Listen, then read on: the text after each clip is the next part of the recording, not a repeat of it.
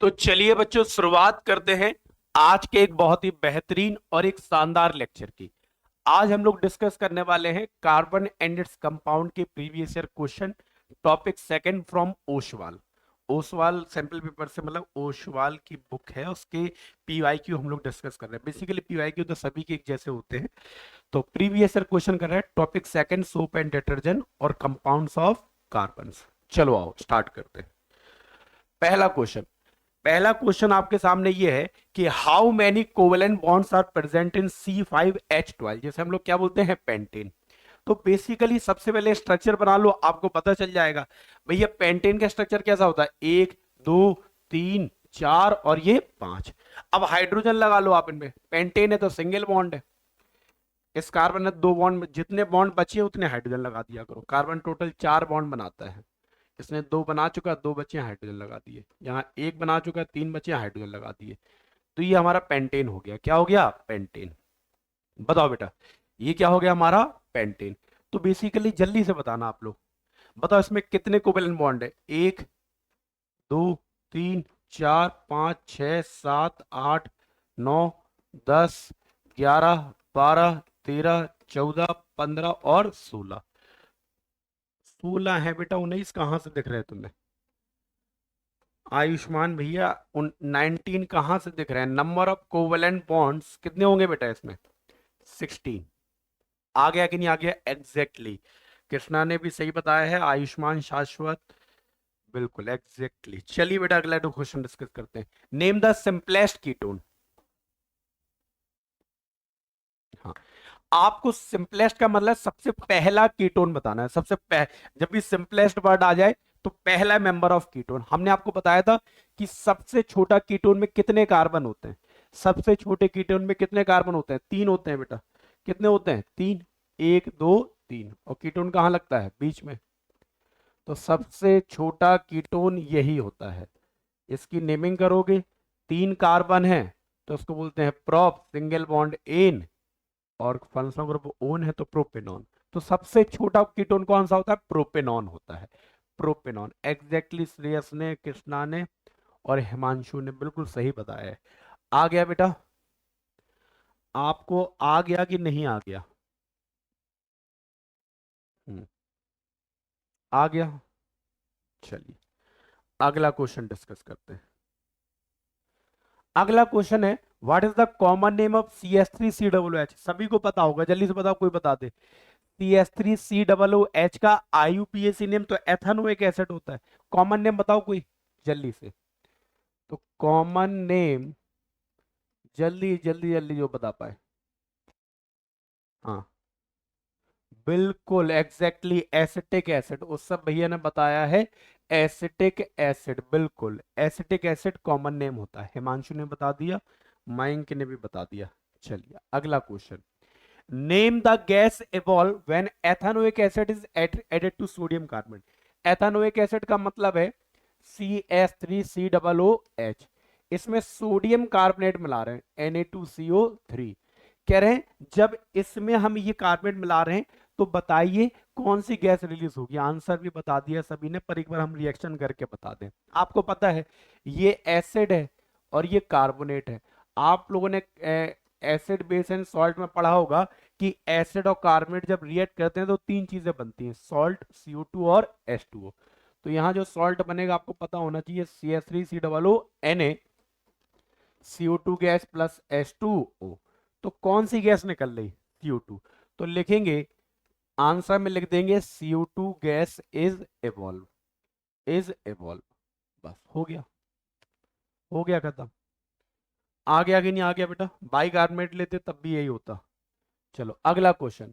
Right balance chemical equation of dehydration of ethanol. Ethanol भैया, ethanol का मतलब होता है, देखो हम एथेनॉल का स्ट्रक्चर बनाते हैं, 1 2 कार्बन। एथेनॉल का मतलब है, हाँ इस पे हाइड्रोजन लगा होगा, इस पे क्या लगा है? OH। ये हो गया एथेनॉल। कह रहे हैं एथेनॉल की रिएक्शन आप करा रहे हो हॉट कंसंट्रेटेड H2SO4। बताइए क्या बनेगा? बहुत इजी है। डिहाइड्रेशन में आपको पता है, डिहाइड्रेशन में क्या होता है? वाटर निकलता है। क्या निकलता है बेटा? वाटर। तो देखो यहां से OH और यहां से नहीं नहीं नहीं नहीं नहीं, एक जस्ट अ वेट।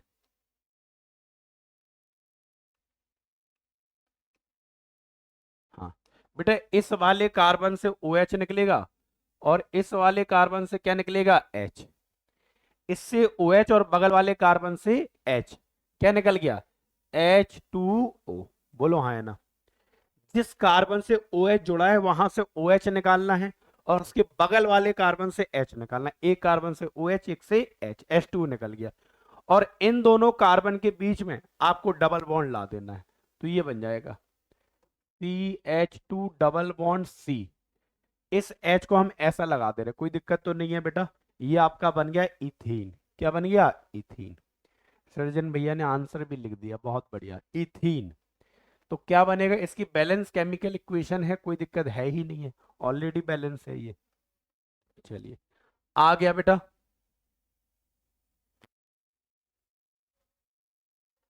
आ गया ना बेटा। चलिए, अगला क्वेश्चन है सिक्स में। सिक्स में दो पार्ट है। बेसिकली पहला बोल रहा है why is ethanol use in making tincture of iodine, cup syrup, tonic etcetera. मतलब एथनॉल का यूज टिंचर ऑफ आयोडीन में, टिंचर ऑफ आयोडीन मतलब जब चोट वगैरह लग जाती है ना, तो वहां हम लोग एक पेस्ट लगाते हैं, उसे टिंचर ऑफ आयोडीन बोलते हैं। तो कप सिरप में या टॉनिक में हम एथनॉल का यूज क्यों करते हैं, कोई बता सकता है। इतना हम तुम बता दे रहे, इन सब में ethanol as a solvent use करते हैं। एज अ सॉल्वेंट मतलब ये सारी दवाएं जो हैं वो एथेनॉल के अंदर बनाई जाती हैं। जैसे शरबत हम लोग पानी के अंदर बनाते हैं, बनाते नहीं बनाते, ऐसी ये सारी दवाएं एथेनॉल के अंदर बनाई जाती है। मतलब इन सभी में एथेनॉल सॉल्वेंट की तरह काम करता है। जल्दी से बताओ। नहीं, बस इतना थोड़ी लिखेंगे बेटा। वो तो ठीक है, एथेनॉल एक गुड सॉल्वेंट है, वो तो ठीक है। एथेनॉल गुड सॉल्वेंट है, पर अकेला एथेनॉल गुड सॉल्वेंट है इसलिए थोड़ा ना लिखेंगे ये। बताओ। ये क्वेश्चन दो बार पूछा गया, इसमें भी एक बार और मिलेगा आपको, एक दो बार। हम्म,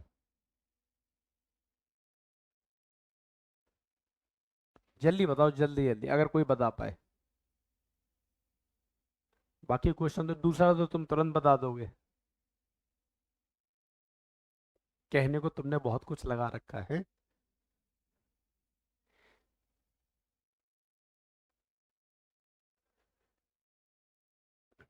विच dissolve other substance easily. Actually बेटा एथेनॉल क्या करता है, लिपिड्स जो होते हैं ना बेटा, लिपिड्स, लिपिड्स मतलब, हाँ, अगर किसी की जो सेल मेम्ब्रेन है, अगर किसी की सेल मेम्ब्रेन है, होता क्या है बेटा कि जो हम लोग को जब चोट लग जाती है तो उसमें ज्यादातर क्या आते हैं, माइक्रो ऑर्गेनिज्म। तो जो माइक्रो ऑर्गेनिज्म है बेटा, माइक्रो ऑर्गेनिज्म, उनकी जो सेल मेम्ब्रेन है वो लिपिड से मिलकर बनी होती है। किससे मिलकर बनी होती है, लिपिड से। जो माइक्रो ऑर्गेनिज्म होते हैं बेटा, उनकी जो सेल मेम्ब्रेन होती है वो किससे मिलकर बनी होती है, लिपिड्स। और लिपिड्स को भेदना, मतलब लिपिड्स के आर पार जाना, लिपिड्स को डिसॉल्व करना आसान नहीं होता। पर एथेनॉल, एथेनॉल मतलब जो एथेनॉल है, एथेनॉल है वो डिसॉल्व कर देता है लिपिड्स को। डिसॉल्व कर देता है किसको, लिपिड्स को। जिससे इजीली माइक्रो ऑर्गेनिज्म को, जिससे इजीली माइक्रो ऑर्गेनिज्म क्या हो जाएंगे, खत्म हो जाएंगे। बोलो हाँ है ना। कहने का मतलब है कि जो माइक्रो ऑर्गेनिज्म है उनकी जो सेल मेम्ब्रेन है वो क्या है, लिपिड से मिलकर बनी होती है। और एथेनॉल में वो ताकत होती है कि वो लिपिड्स को भी डिसॉल्व कर दे। और जब लिपिड्स डिसॉल्व हो जाएंगे तो धीरे धीरे माइक्रो ऑर्गेनिज्म को, बैक्टीरिया को खत्म कर देगा। आया कि नहीं आया बेटा, हाँ, एंटी बैक्टीरियल प्रॉपर्टीज होती है, बिल्कुल। क्यों होती है ये बता दिया, समझ में आ गया। एथेनॉल नहीं होगा तो ये माइक्रो ऑर्गेनिज्म के अंदर ही नहीं जा पाएंगे, अंदर नहीं जा पाएंगे तो फिर रिएक्शन होगी नहीं। क्लियर है बेटा। हम्म, चलिए अगला। अगला क्वेश्चन है what is the role of concentrated ester in ethene from ethanol. Concentrated H2SO4 का क्या रोल होता है? इथेन नहीं होगा, यहाँ इथीन होगा। एथेनॉल से इथीन बनाते हैं, बिल्कुल डिहाइड्रेटिंग एजेंट। तो लिख देंगे, यहां लिखना कायदे से कि concentrated H2SO4 is a dehydrating agent. कौन सा एजेंट है? Dehydrating agent. आया कि नहीं आया? चलिए अगला question, question number 7। An organic compound burn with सूटी फ्लेम। एक ऑर्गेनिक कंपाउंड है जो सूटी फ्लेम से बर्न हो रहा है, तो बताओ वो सैचुरेटेड होगा या अनसैचुरेटेड? जल्दी से बताइए। एक ऑर्गेनिक कंपाउंड है जिसमें सूटी फ्लेम से हो रहा है, अनसैचुरेटेड। सूटी फ्लेम समझते हो? सूटी फ्लेम का मतलब समझते हो तुम लोग? दो फ्लेम होते हैं, सूटी और नॉन सूटी। समझते हो? सूटी नहीं बोला मैंने। हाँ, जल्दी से बताओ, सूटी फ्लेम का मतलब समझते हो? बताओ क्या होता है?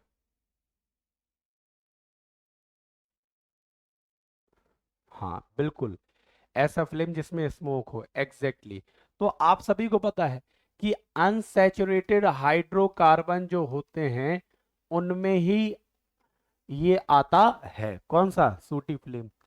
तो ऐसा फ्लेम जिसमें धुआं निकले उसमें सूटी फ्लेम बोलेंगे। ऐसा क्यों होता है? क्योंकि अनसैचुरेटेड हाइड्रोकार्बन के पास लॉट्स ऑफ कार्बन होते हैं।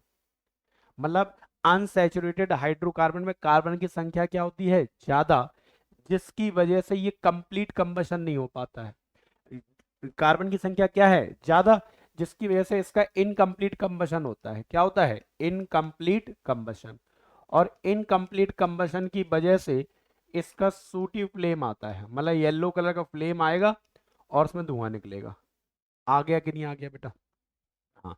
तो unsaturated hydrocarbon has lots of carbon, जिसकी वजह से उसका कंप्लीट कंबशन नहीं हो पाता, उसका इनकम्प्लीट कंबशन होता है, जिसकी वजह से उसका सूटी फ्लेम निकलता है। चलिए अगला क्वेश्चन, नाइट्रोजन मॉलिक्यूल का इलेक्ट्रॉन डॉट स्ट्रक्चर बनाना है। बिल्कुल बना सकते हैं। नाइट्रोजन का एटॉमिक नंबर कितना होता है? 7, 2,5। तो दो नाइट्रोजन बनाए हमने। नाइट्रोजन के पास आखिरी सेल में कितने होते हैं? 5। चाहिए कितने हैं? 3 और चाहिए स्टेबल हो जाए, तो 3 ले लेगा इससे भैया।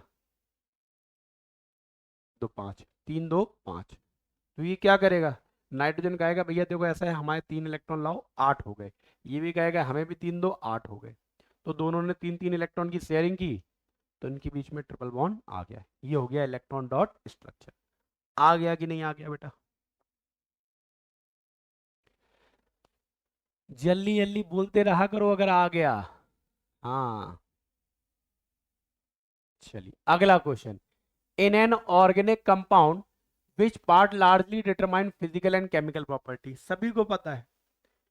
देखो ये जो, जैसे कोई ऑर्गेनिक कंपाउंड है, उसमें जो आर वाला पार्ट होता है, जिसे हम एल्काइल पार्ट बोलते हैं। क्या बोलते हैं बेटा? Alkyl part.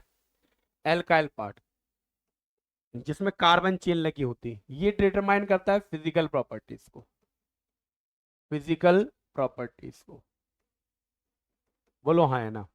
और ये जो फंक्शनल ग्रुप वाला पार्ट होता है, फंक्शनल ग्रुप जैसे ओ एच, डबल बॉन्ड, ये सब जो होते हैं, फंक्शनल ग्रुप वाला पार्ट, वो केमिकल प्रॉपर्टीज को डिटरमाइन करता है। केमिकल प्रॉपर्टीज को तो लिख देना, the alkyl part determine the physical properties of the compound and the functional group part determine the chemical properties of the compound. हो गया। क्या होता है अगर हम मीथेन को गर्म करें? गर्म मतलब जलाएं एयर में, एयर मतलब ऑक्सीजन। चलो बर्न करते हैं। तो आप सभी को पता है कि जब कंबशन रिएक्शन है जी, तो कार्बन किस में जल जाएगा? CO2 गैस में, और पानी H2O में। बोलो हाँ है ना? बोलो। और बहुत सारी क्या निकलेगी बेटा? बहुत सारी बताओ क्या निकलेगी? हीट और लाइट। Heat and light. चलो आओ बेटा, तो बताओ यहाँ पे क्या करेंगे हम लोग? बैलेंस कर लो, कार्बन बैलेंस है, हाइड्रोजन का 2 का मल्टीप्लाई, और यहाँ 2 बैलेंस हो गया। ये आ गया बेटा। स्मोक का कोई फॉर्मूला नहीं होता बेटा। कह रहे स्मोक का क्या फॉर्मूला होता है? हाँ, स्मोक मिक्सचर होती है। स्मोक में अनबर्न कार्बन, अनबर्न कार्बन आते हैं, मतलब जो कार्बन जल नहीं पाए वही कार्बन निकल के आते हैं धुएं के फॉर्म में। हम्म, तो ये होगी। ये रिएक्शन को कंप्लीट करना है, बहुत इजी है बेटा। ये देखो ये क्या है, एसिड, और ये क्या है, बाइकार्बोनेट। हमने आपको बताया था कि एसिड और बाइकार्बोनेट रिएक्ट करते हैं तो दो चीजें बनती हैं, सॉल्ट, तीन चीजें, और salt plus CO2 plus H2O। तो सॉल्ट क्या बनेगा, CH3COO plus CO2 plus H2O। बेटा कोई पर्टिकुलर नहीं होता उसमें श्रेयस। हाँ, मैंने बोला ना कि स्मोक में अनबर्न कार्बन आएंगे, और भी चीजें हैं जो उसमें नहीं जल पाई, वो सारी चीजें आ जाएंगी इसमें। ठीक है। हाँ, तो ये आपकी रिएक्शन हो गई क्या, बैलेंस है, बैलेंस भी है, कोई दिक्कत है नहीं है। चलिए, आ गया बेटा। हाँ, अरे तो बेटा आप एक बात बताओ, 100 कार्बन है आपके पास, 100 कार्बन है। अब तुम्हारे पास ऑक्सीजन जो है वो 50 मॉलिक्यूल दिए ऑक्सीजन के, तो 50 मॉलिक्यूल 100 कार्बन को पूरी तरीके से थोड़ी ना बंद कर पाएंगे। एक मॉलिक्यूल एक ही कार्बन को बंद करेगा। हाँ, अगर हम सफिशिएंट अमाउंट ऑफ ऑक्सीजन दे दें तो फिर लगभग सबको ऑक्सीजन मिल जाएगी, सारे कार्बन जल जाएंगे। हाँ, बिल्कुल। चलो, अगला क्वेश्चन है, write the chemical equation for the conversion of ethanol to ethanoic acid.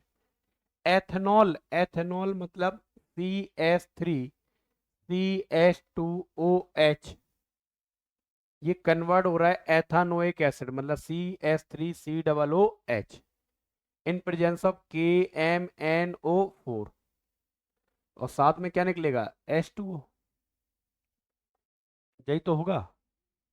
Right the chemical equation, लिख दी केमिकल इक्वेशन। आ गया बेटा, आ गया बच्चों, आ गया कि नहीं आ गया, जल्दी बताओ, आ गया सभी को। बिल्कुल, शाश्वत भैया कह रहे हैं, आयुष्मान भैया भी कह रहे हैं आ गया, मयंक, श्रेयस, और हाँ लगभग सभी जुड़े हैं, सभी कह रहे हैं आ गया। चलिए, अगला क्वेश्चन डिस्कस करते हैं। अगला क्वेश्चन है बेटा, what happen when bromine water is added to ethene gas. क्या होता है अगर हम ब्रोमीन वाटर, एक मिनट जरा, हाँ, क्या होता है जब ब्रोमीन वाटर को हम इथीन गैस में ऐड करते हैं। बिल्कुल, आपको पता है इथीन एक अनसैचुरेटेड कंपाउंड है। इथीन एक अनसैचुरेटेड कंपाउंड है, बिल्कुल है। और अनसैचुरेटेड कंपाउंड को अगर हम ब्रोमीन वाटर में मिला देंगे, ब्रोमीन वाटर में, तो वो क्या कर देगा, डीकलराइज, इसके कलर को क्या कर देगा, डीकलराइज द ब्रोमीन वाटर। बोलो हाँ या ना, हाँ या ना। तो कहने का मतलब है कि अगर हम ब्रोमीन वाटर को इथीन में पास करा देंगे तो उसका जो रेडिश ब्राउन कलर है वो गायब हो जाएगा, डीकलराइज हो जाएगा। आ गया कि नहीं आ गया बेटा। हम्म, तो when bromine water is added to ethene gas then it decolorize the color of bromine water। हाँ, को कलरलेस बना देगा, एग्जैक्टली exactly।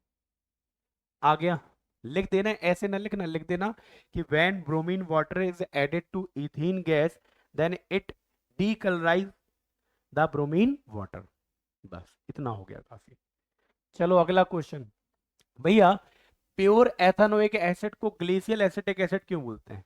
बेटा जो प्योर एथानोइक एसिड होता है आपका, प्योर एथानोइक एसिड, आपको पता है इसका मेल्टिंग पॉइंट कितना होता है, 17 डिग्री सेल्सियस। और सर्दियों में इससे कम टेम्परेचर चला जाता है, ये तो पता ही है आपको। विंटर में, ड्यूरिंग विंटर, जब कोल्ड वगैरह आती हैं, सर्दियां आती हैं, तो सर्दियों में हमारे मतलब आसपास का टेम्परेचर से कम चला जाता है।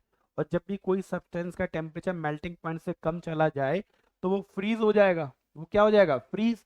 और फ्रीज होके एक transparent, transparent and colourless crystal, transparent and colourless crystal बनाएगा। और उसी क्रिस्टल को हम लोग बोलते हैं glacial acetic acid, glacial acetic acid. आया कि नहीं आया। तो जब हम प्योर एथेनोइक एसिड जिसका मेल्टिंग पॉइंट 17 डिग्री सेल्सियस है, तो जब विंटर के दौरान वो अपने आप क्या हो जाता है, फ्रीज हो जाता है, जिसकी वजह से ट्रांसपेरेंट कलरलेस क्रिस्टल बनेंगे। इस वजह से इसको क्या बोलते हैं हम लोग, क्या बोलते हैं बताइए बेटा? हाँ, ग्लेशियल। और उसके क्रिस्टल बिल्कुल ग्लेशियर जैसे दिखते हैं, इस वजह से बोलते हैं ग्लेशियल एसिटिक एसिड। आ गया बेटा?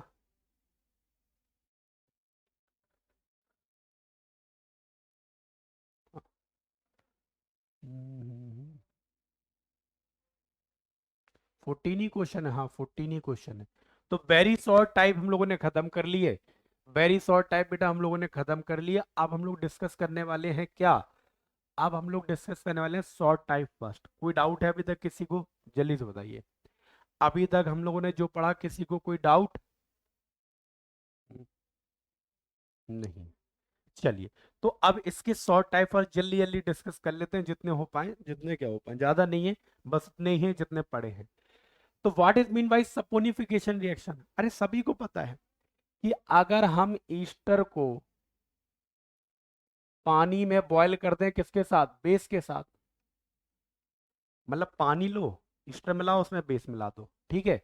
तो हमारा क्या बनता है बेटा? सोप बन जाएगा। क्या बन जाएगा? सोप। बोलो हाँ या ना। क्या बन जाएगा? सोप। आओ ट्राई कर लें। और एल्कोहल बन जाएगा। और क्या बन जाएगा? एल्कोहल। देखो कैसे। ईस्टर हमने एग्जाम्पल ले लिया, CH3COO C2H5, इसमें मिला दिया बेस, पानी के साथ इसे गर्म किया कायदे से। चलो बेटा क्या होगा?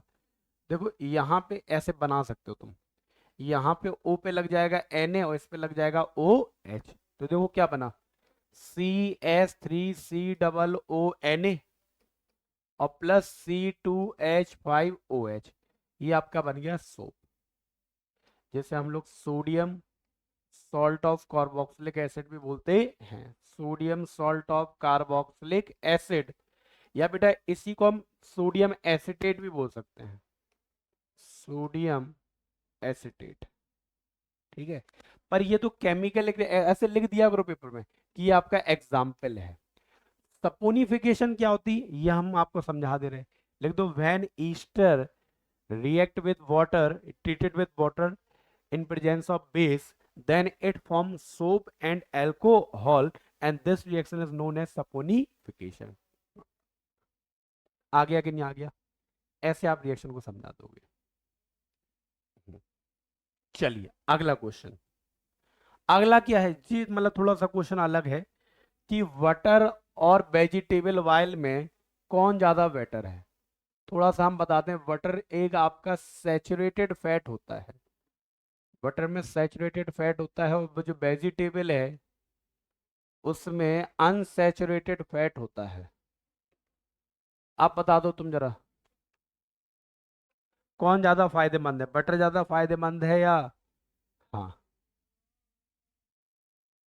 Vegetable oil? Butter saturated fat है, और सैचुरेटेड फैट बेटा गुड होते हैं, अच्छे होते हैं हेल्थ के लिए, इसलिए बटर ज्यादा बेटर है हमारे लिए। अनसैचुरेटेड फैट हमारे हेल्थ के लिए ज्यादा बेटर होते नहीं हैं, बिल्कुल, क्योंकि उसमें अनसैचुरेटेड फैट है, बहुत ज्यादा कार्बन होंगे उसमें। क्लियर है? हाँ। वेजिटेबल ऑयल को बेटा, हाँ प्लांट से एक्सट्रैक्ट करते हैं इनको, ये ट्राईग्लिसराइड होते हैं, ट्राईग्लिसराइड होते हैं एक्चुअली में। अनसैचुरेटेड फैट किसके होते हैं? ट्राईग्लिसराइड, ट्राईग्लिसराइड होते हैं। ये सब नहीं लिखना तुम्हें, इतना सब नहीं लिखना, अगर शॉर्ट में है तो लिख देना। ट्राईग्लिसराइड हैं जो कहाँ से एक्सट्रैक्ट किए जाते हैं? प्लांट से।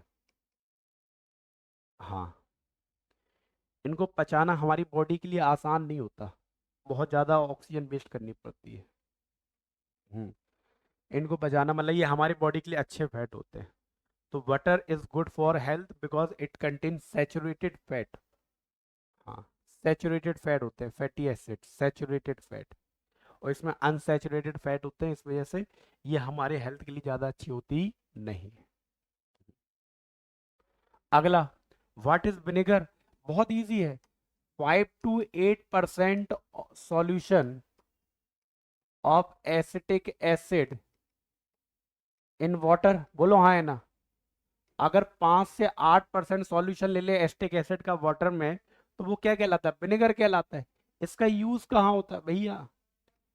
बताओ बताओ भैया। पिकल्स में, चाउमीन में, हाँ चाउमीन बनाने में कह दो, चाउमीन बनाने में, अचार बनाने में। बोलो। अचार का संरक्षण करने, प्रिजर्वेशन ऑफ पिकल। हाँ। फूड सॉसेज, फूड सॉसेज लिख सकते हो, प्रिजर्वेशन ऑफ पिकल। या तुम, हाँ हाँ हाँ हाँ हाँ, पिकल्स। चलो, आ गया। अगला क्या है? Second, Y does carbon form compound having low melting point and boiling point? सभी को पता है कि कार्बन कंपाउंड्स, कार्बन के जो कंपाउंड्स होते हैं, कार्बन के जो कंपाउंड्स होते हैं, हैव वीक, उनके पास वीक इंटरमॉलिक्यूलर फोर्स होता है। उनके, हाँ, वीक इंटरमॉल, जिसकी वजह से उनका melting point and boiling point क्या होता है? लो। क्या बात समझ में आई भैया? इंट्रामॉलिक्यूलर फोर्स, इंट्रा ना होता है, इंटर होता है सरियो। कह रहा है इंटर होता है, इंट्रा इंट्रा क्या होता है? सीरियस भैया, इंटरमॉलिक्यूलर फोर्स, दो मॉलिक्यूल के बीच में लगने वाला फोर्स। इस कार्बन के कंपाउंड से वीक इंटरमॉलिक्यूलर फोर्स होता है, इसलिए हम इजीली उन्हें, उनका मेल्ट कर सकते हैं और बॉयल कर सकते हैं। क्लियर है भैया? अरे भैया क्लियर है कि नहीं क्लियर है? अरे भैया, बटर और कुकिंग वाइल में कौन सा टेस्ट लगाएंगे आप? दो टेस्ट लगा सकते हैं। ब्रोमीन वाटर टेस्ट लगा दो, क्योंकि ये क्या है, इसके पास कौन सा फैट होता है? Saturated fat. ये कौन सा फैट होता है? Unsaturated fat. बोलो हाँ है ना? बोलो। और सैचुरेटेड फैट में अगर हम ब्रोमीन वाटर मिलाएंगे, ब्रोमीन वाटर मिलाएंगे तो कुछ नहीं होगा। और अगर इसमें मिला देंगे ब्रोमीन वाटर, तो डीकलराइज हो जाएगा। Decolourise the bromine water. KMnO4 भी ले सकते हैं। एल्कलाइन KMnO4 का पर्पल कलर होता है, वैसे पिंक कलर बोलते हैं, पर एग्जैक्टली में आप लैब में देखोगे जाके, एक्चुअल में पर्पल ही कलर होता है। तो अगर हम KMnO4 से भी पास कराते हैं तो उसका पिंक कलर गायब कर देगा। खैर ये ज्यादा बेटर है तुम्हारे में। ठीक है, ठीक है। वाटर जो है, ब्रोमीन वाटर टेस्ट नहीं देगा, cooking while bromine water test देगा, तुरंत उसको डीकलराइज कर देगा। KMnO4 को भी डीकलराइज कर सकता है। चलो, अगला भैया, अगला, list any four difference between soap and detergent. चलिए लिखते हैं। सोप एंड डिटर्जेंट के बीच में चार डिफरेंस लिखने हैं। आपको पता है सोप क्या होते हैं? सोप होते हैं लॉन्ग चेन, सोडियम और पोटेशियम, सोडियम और potassium salt of long chain fatty acid, long chain of fatty acid. Fatty मतलब कार्बोक्सिलिक एसिड की बात कर रहे हैं आप। बोलो हाँ है ना? हम्म। और ये कैसा होता है? ये किसका सॉल्ट होता है बताओ जरा?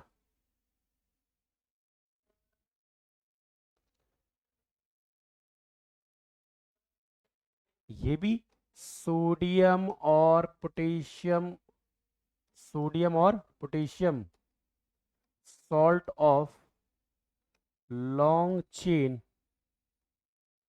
ऑफ बेंजीन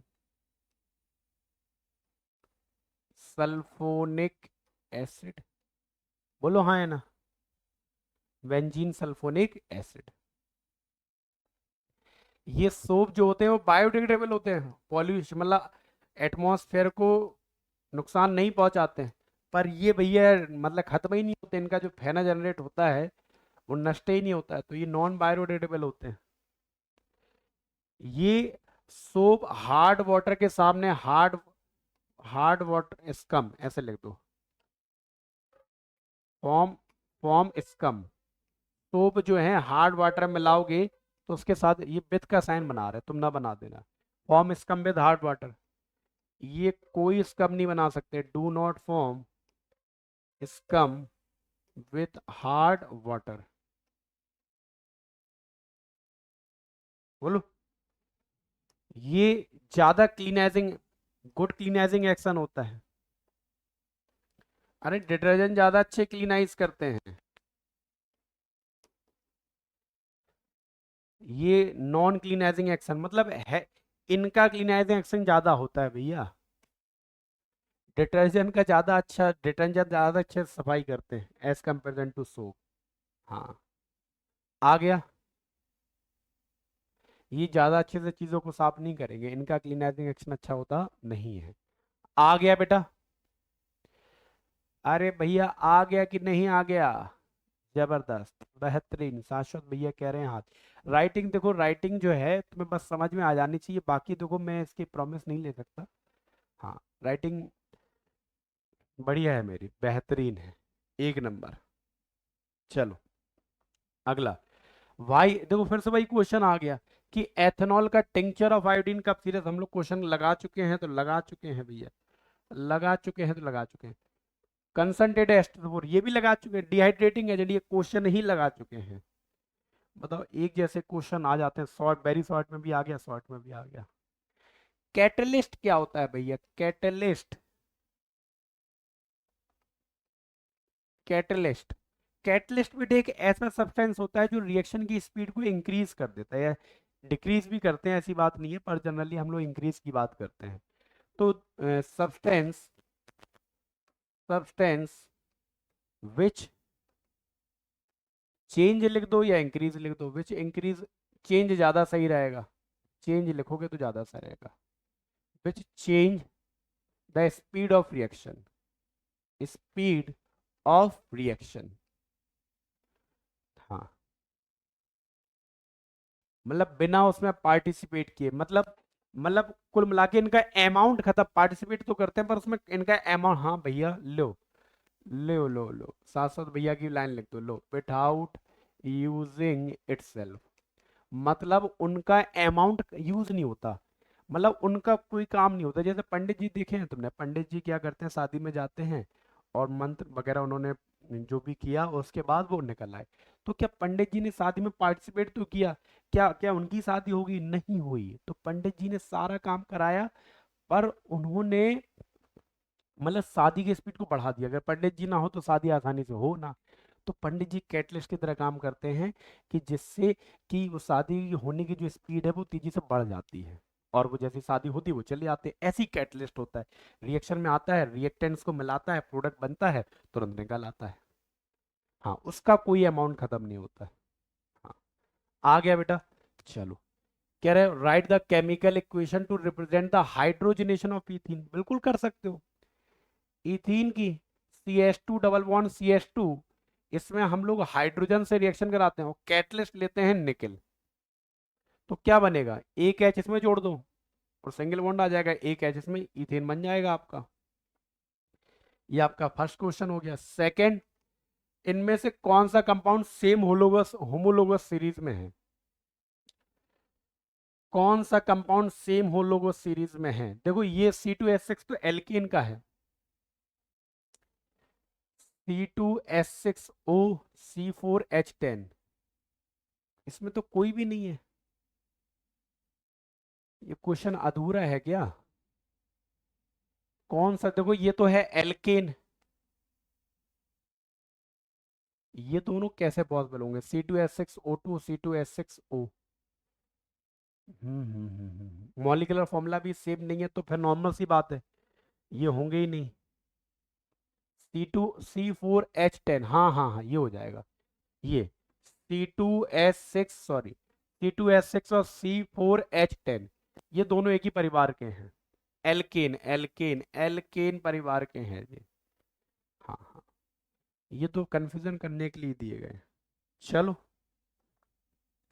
अगला क्वेश्चन, फंक्शनल ग्रुप पहचानना है भैया, फंक्शनल ग्रुप SCHO, पहचान तो गए होगे, नाम तो सुना ही होगा तुमने, जल्दी जल्दी से बताओ हमें, तब तक हम क्वेश्चन लिख के ले रहे हैं। CH3 CH2OH DCH3CO CH3, बताओ। चलो, इसमें कौन सा फंक्शनल ग्रुप होगा? एल्डिहाइड, CHO दिख रहा है, एल्डिहाइड भैया, एल्डिहाइड। इसमें COOH, कार्बोक्सिलिक एसिड। बोलो, अरे समझ में आ रहा है। OH अकेला लगा है, एल्कोहल। और ये CO बोले तो कीटोन, एग्जैक्टली। उज्जवल भैया सही बता रहे हैं, भूमि दीदी भी बता रही हैं, कशिश, निखिल, श्रेयस सभी सही बता रहे हैं, बेहतरीन। अगला क्वेश्चन आपके सामने ये रहा, क्वेश्चन कंप्लीट करना है। पहली रिएक्शन CH4+O2 कंबशन रिएक्शन है। कंबशन में कार्बन CO2 में कन्वर्ट हो जाता है और हाइड्रोजन H2O में। बैलेंस कार्बन पहले से बैलेंस है, हाइड्रोजन वहां 4 है, यहाँ भी 4 हो गए। ऑक्सीजन यहाँ 4 है, 2 का मल्टीप्लाई कर दो 4, बैलेंस हो गई। दूसरी, कोई तुम में से बता सकता है ये कौन सी रिएक्शन है? तुम में से अगर कोई बता दे ये रिएक्शन कौन सी है, कंप्लीट हम कर दे। यहाँ से क्या होगा, एक H हट जाएगा और यहाँ से एक Cl, तो H और Cl निकल के क्या बना लिया, HCl। अब जो H हटा तो बताओ क्या बचा, CH3, और यहाँ से एक Cl इसमें जुड़ जाएगा, ये बन जाएगा CH3Cl। बिल्कुल सब्स्टिट्यूशन रिएक्शन। बिल्कुल सृजन, श्रेयस, भूमि, शाश्वत, बेहतरीन, एग्जैक्टली बेटा। इसका नाम अगर आपको लिखना हो, IUPAC नेम होगा क्लोरोमीथेन। इसका तो सभी को पता है, मीथेन। चलो, आ गया बेटा, आ गया बच्चों। फिर देखो ये रिएक्शन अभी पहली वाली कंप्लीट कर चुके हैं, क्या बनेगा, CH3Cl, अभी हल किया। दूसरी वाली करे दे रहे, दूसरी वाली करे दे रहे, क्योंकि अभी ये नहीं किया हमने। CH3CH2OH, हॉट कंसंट्रेट, गर्मा गर्म H2SO4। H2SO4 बड़ा खतरनाक होता है, लोगों की जिंदगी तबाह कर देता है ये। देखो क्या होगा, आपको याद हो, इस वाले कार्बन से OH निकलेगा और इस वाले कार्बन से क्या निकलेगा, H। H और OH,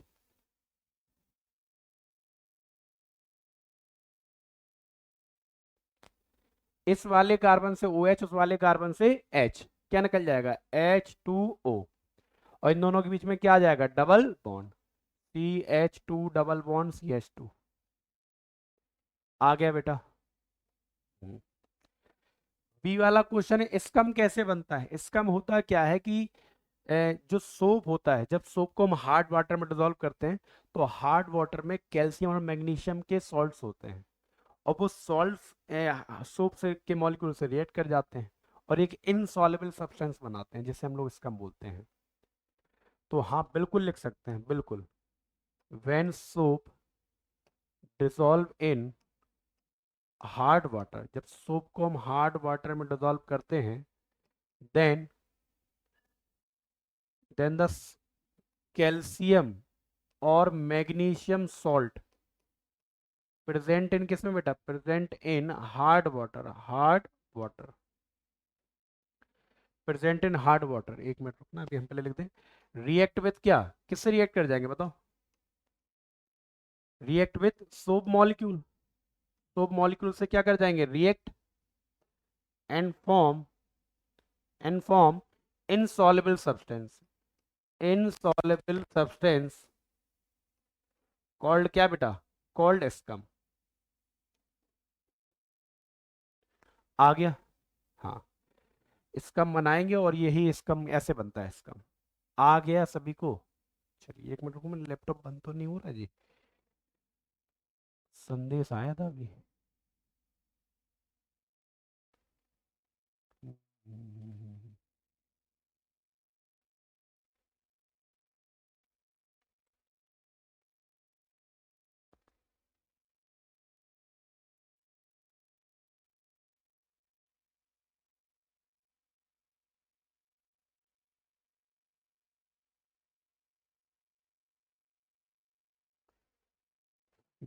स्टार्ट।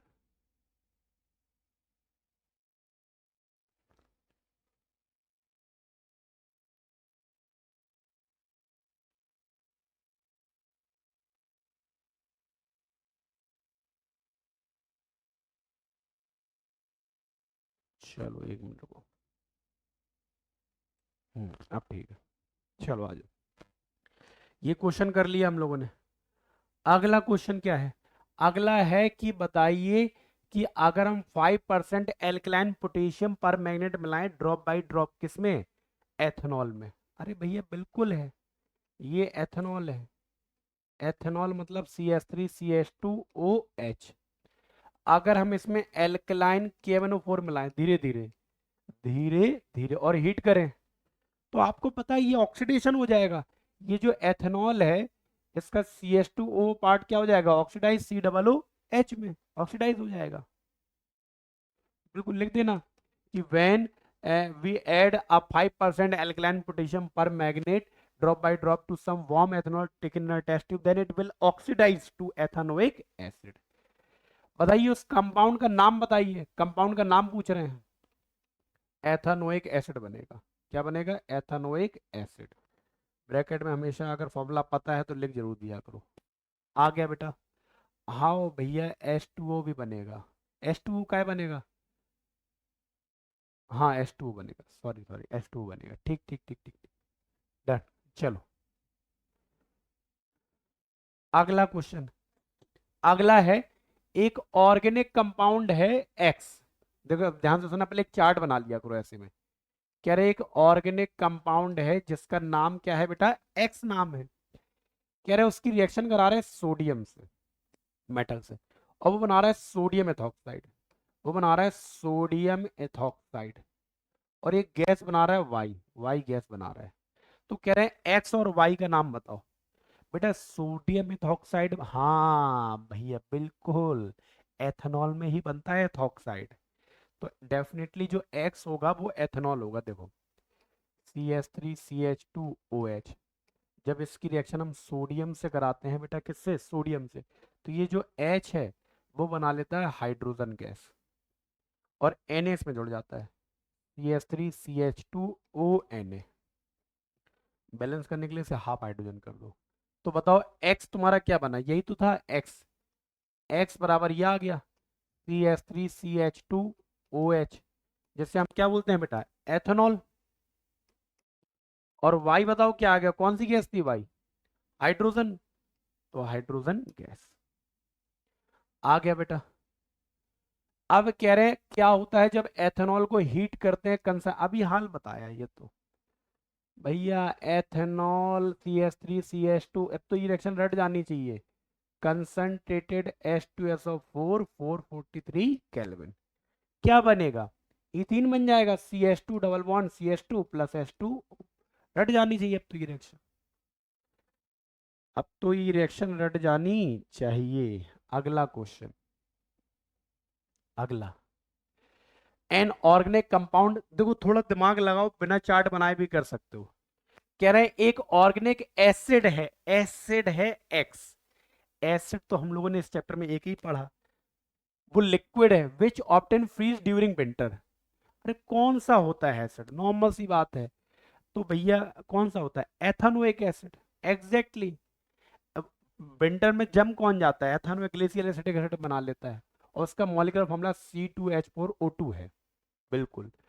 तो इसका मतलब है हमने पता कर लिया कि भैया एक्स जो है हमारा वो है एस्टिक एसिड। तो आओ वो क्या कह रहे हैं कि अगर हम उसको गर्म करें एथेनॉल के साथ, चलिए गर्म करते हैं इसको, हम गर्म करते हैं एथेनॉल के साथ। एथेनॉल बोले तो C2H5OH, या फिर वैसे लिख दो CH3CH2OH।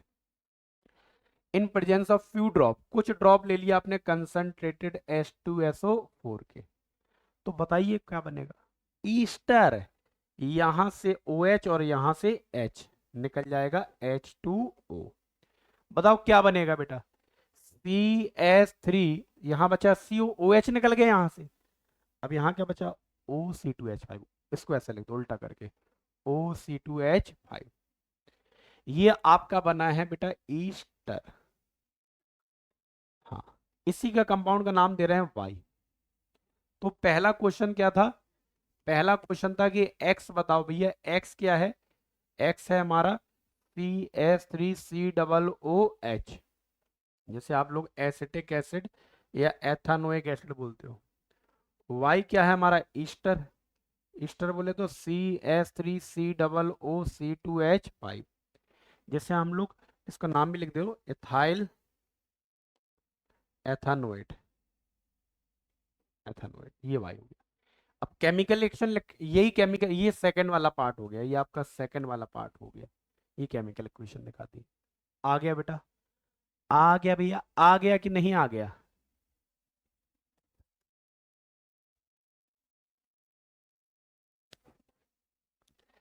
देखो सोप हार्ड वाटर में काम क्यों नहीं करता सभी को पता है, क्योंकि सोप हार्ड वाटर में जो कैल्शियम मैग्नीशियम के सॉल्ट होते हैं उससे रिएक्ट करके वो स्कम बना लेता है, और स्कम बनेगा तो धीरे धीरे सोप बहुत, इसीलिए सोप को हार्ड वाटर में यूज नहीं करते हैं, क्योंकि वो बहुत जल्दी खर्च हो जाता है हार्ड वाटर में। हाँ, अब क्लीनाइजिंग एक्शन ऑफ सोप बता दिए, तो बहुत इजी है। ये है पानी, जब सोप को हम डिजोल्व करते हैं पानी में तो सोप मॉलिक्यूल का स्ट्रक्चर ऐसा होता है, ऐसा बनाते हैं हम लोग। बोलो, ये पोलर पार्ट होता है और ये नॉन पोलर पार्ट, हाइड्रोफिलिक और हाइड्रोफोबिक।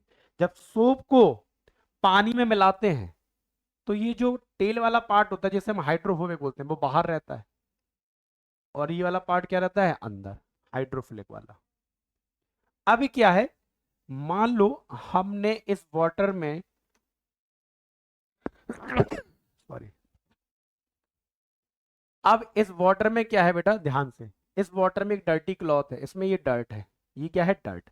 आपको पता है डर्ट किससे, डर्ट क्या होती है, ये जो डर्ट है बेटा ये नॉन पोलर होती है, पानी से नफरत करती है, नफरत। पर ये वाला पार्ट जो है ना सोप का, ये वाला पार्ट, टेल वाला पार्ट, ये भी नॉन पोलर होता है। कहता है ये तो हमारे जैसे हैं, तो जैसे जैसे पता चलता है हमारे जैसे लोग अंदर हैं, तो सोप का ये वाला पार्ट इस तरफ ऐसे घेर लेता है इस डर्ट को चारों तरफ से। देखो ये जो पोलर पार्ट है सोप का, इससे नफरत करता है, फिर से बता दे रहे, ये वाला पार्ट पोलर, नहीं तो कंफ्यूजन हो जाओ तुम, और ये वाला नॉन पोलर है। इस पोलर वाली पार्ट को हम लोग बोलते हैं हाइड्रोफिलिक, पानी से मोहब्बत करने वाला, और ये पानी से नफरत करता है, और इसके जैसे लोग आ जाएं तो कहता है कि हम पानी के अंदर भी चले जाएंगे। तो देखो, और ये नॉन पोलर है, तो जैसी सोप के मॉलिक्यूल इस डर्ट के चारों ओर अरेंजमेंट कर लेते हैं ऐसे, और एक मिसल्स का फॉर्मेशन हो जाता है, किसका फॉर्मेशन हो जाता है, मिसल्स का, बोलो हाँ है ना। और हाँ, और यही जैसी मिसल्स बनेगी, ये मिसल्स क्या करेंगे, ये डर्ट को इस कपड़े से बाहर निकाल लेंगे, और जब हम ऐसे ऐसे करते हैं तो ये मिसल्स टूट के अलग पानी के साथ बह के चली जाती हैं। बोलो हाँ है ना, बोलो, आया कि नहीं आया बेटा? तो जब सोप को डिसॉल्व करते हैं वाटर में, तो सोप के जो मॉलिक्यूल्स हैं उसमें दो हिस्से हैं, पोलर और नॉन पोलर पार्ट। जो पोलर पार्ट रहता है स्टार्टिंग में तो क्या रहता है, पानी के अंदर, वो वाला बाहर। पर जैसे उसके अंदर डर्ट आती है तो सोप के मॉलिक्यूल इस तरीके से अपने आप को अरेंज कर लेते हैं कि जो नॉन पोलर पार्ट है, जो टेल पार्ट है, वो डर्ट की तरफ हो जाए, और जो पोलर पार्ट है वो उसके अवे रहे, और एक क्लस्टर बन जाता है डर्ट के अराउंड, उस क्लस्टर को मिसल्स बोलते हैं। और जैसी मिसल्स बनेगी ये डर्ट उस क्लॉथ से बाहर निकल आएगी। चलो आ जाओ, एथेनॉल को, भैया एथेनॉल कह रहे हैं जी, एथेनॉल जो है, एथेनॉल को जब हम एथानोइक एसिड मिलाते हैं तो ये ऑक्सीडेशन रिएक्शन क्यों है, क्योंकि इसमें ऑक्सीजन का एडिशन होता है, बिकॉज सिर्फ इतना लिखना है, because in this reaction there is a addition of oxygen, there is a addition of oxygen, सिर्फ इसलिए। डीनेचर्ड एल्कोहल क्या होता है बेटा, हमने आपको बताया था, हाँ, कि होता क्या है कि जो एल्कोहल होता है, जो मतलब एथेनॉल होता है, ये दो जगह सबसे ज्यादा यूज किया जाता है। एक तो हम लोग मतलब ये लोग पीने में यूज करते हैं, ड्रिंकिंग करने के लिए। पर एथेनॉल का तो इंडस्ट्री में भी यूज होता है, बहुत सारे कप सिरप वगैरह दवाइयां बनती हैं। तो इंडस्ट्री के पास एल्कोहल सेफली पहुंचाया जा सके बिना ब्लैक मार्केटिंग के लिए, और प्रिवेंटिंग द मिस यूज, कोशिश किया जाता है कि एल एथेनॉल का मिस यूज ना हो पाए, क्योंकि इंडस्ट्री के पास जो एल्कोहल जाता है वो सबसे सस्ता जाता है, सबसे सस्ता का मतलब है कम रुपए वाला जाता है। हम लोग के पास भी वही एल्कोहल आता है, पर उसमें टैक्स बहुत ज़्यादा लगा देती है, पर जो इंडस्ट्री के पास एल्कोहल जाता है उस पर टैक्स नहीं लगता। तो गवर्नमेंट ने क्या किया कि इसे लोग बाहर ना बेच पाए, ये इंडस्ट्री के लिए जाए, मतलब अगर एक एथेनॉल है वो इंडस्ट्री के लिए भेजा जा रहा, अब पता चले बीच में किसी ने ऐसे टॉन्टी खोल के ऐसे लगा लिया, तो सरकार कहती कि बीच में कोई ब्लैक मार्केटिंग ना कर पाए, इसके लिए उसमें कुछ मेथनॉल मिला देते हैं। क्या मिला देते हैं? मेथनॉल। और डाई भी मिला देते हैं, जिससे उसका कलर चेंज हो जाए। क्या हो जाए? Colour change. जिसकी वजह से मिलाने की वजह से क्या हो जाएगा, अब एथेनॉल अनफिट हो गया। किसके लिए? ड्रिंकिंग के लिए। इंडस्ट्री वाले तो यूज कर सकेंगे, पर पीने लायक नहीं आएगा, पी भी लिए तो लुढ़क जाएंगे वहीं पे। लुढ़कने का मतलब है कि ऊपर का रास्ता, मतलब भगवान जी उनकी तुरंत फोटो खींच लेंगे। तुरंत यमराज जी वहीं जा रहे होंगे, तुरंत फोटो खींच लेंगे और बुला लेंगे उन्हें अपने पास। तो कहने का मतलब है कि एथेनॉल का मिसयूज बचाने के लिए हम उसमें कुछ मेथनॉल और डाई क्या कर देते हैं? ऐड कर देते हैं, विच मेक द एल्कोहल, जो एल्कोहल को which make the ethanol unfit for drinking. और जो फिर एल्कोहल बनता है, इसको मिलाने के बाद जो एल्कोहल बनता है उसे बोलते हैं डीनेचर्ड एल्कोहल। और इस प्रोसेस को बोलते हैं डीनेचुरेशन ऑफ एल्कोहल। तो बताओ क्या लिखोगे? डीनेचर्ड एल्कोहल क्या होता है? Denatured alcohol is the mixture of किसका? Mixture of ethanol and methanol. ठीक है। Why it is need? क्यों क्यों मिलाने की जरूरत क्यों होती है? एल्कोहल को डीनेचुरेट करने की जरूरत क्यों होती है? क्योंकि for preventing the miss use. हाँ, आ गया बेटा।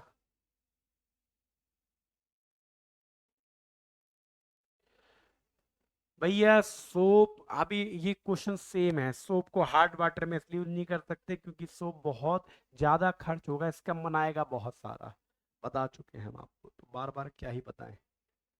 लो ये खत्म हो गया, खत्म। सोप हार्ड वाटर में एक्चुअली हम तुम्हें बताते हैं, देखो ऐसे बताते हैं, अगर तुम्हें रिएक्शन भी लिखनी हो, ये सोप का एक जनरल फॉर्मूला होता है।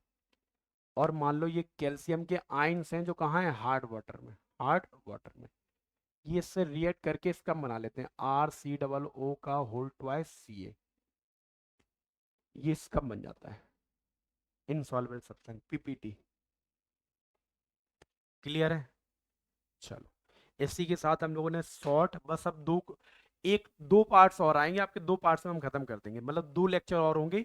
और दो लेक्चर में कार्बन कंपाउंड के कम से कम हम लोगों ने दो से ज्यादा क्वेश्चंस लगा लिए होंगे, ऐसा मैं उम्मीद है, दो पूरे मिलाने के बाद। चलिए बेटा, तो आज के लिए यहीं तक था। Have a good day to all, take care, good night, good evening and जय हिंद, जय भारत।